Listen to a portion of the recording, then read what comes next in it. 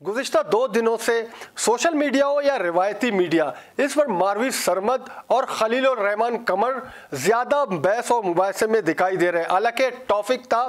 औरत मार्च, यानी कि औरत के हकूक़ के हवाले से बहस और मुबाहसा करना के आया इस वक्त औरतों को कितना हकूक़ मिल रहा है या उनके हकूक़ गज़ब किए जा रहे हैं। अहम तो यही है कि इस पर मुबाहसा होने चाहिए था, लेकिन चूँकि एक टॉक शो के दौरान जो है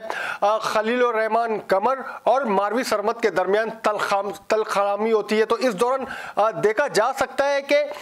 यहाँ पर मसला औरत के हकूक़ का अड़ जाता है तो ईगो का आ जाता है। जब मारवी सरमद खलीलुर रहमान के बात के दौरान कहने लगती है कि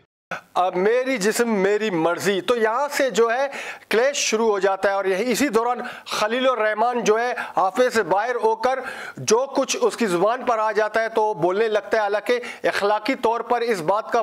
ख्याल रखना चाहिए कि मुबाहसे के दौरान आपने बिल्कुल रिलैक्स होकर अपना सिर्फ बयानिया सामने रखना है, बजाय कि आप उसकी ज़ात को निशाना बनाए। चूँकि हम ये नहीं कहते कि मारवी सरमद ने अलबत्ता ये किया कि उन्होंने उसी दौरान ये कहा कि मेरी जिस्म मेरी मर्जी जैसे लफ्ज़ को इस्तेमाल किया। सिर्फ उन्होंने शायद हम जो जिस तरह इसकी हमने देखा कि इस पूरे प्रोग्राम में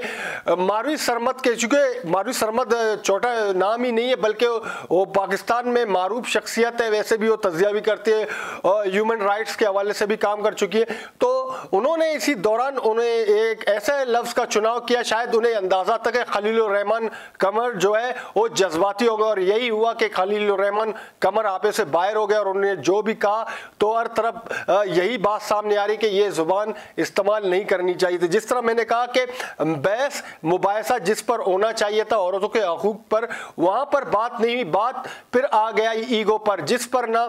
खलीलुर रहमान ने माफ़ी मांगी है और बल्कि सोशल मीडिया में अब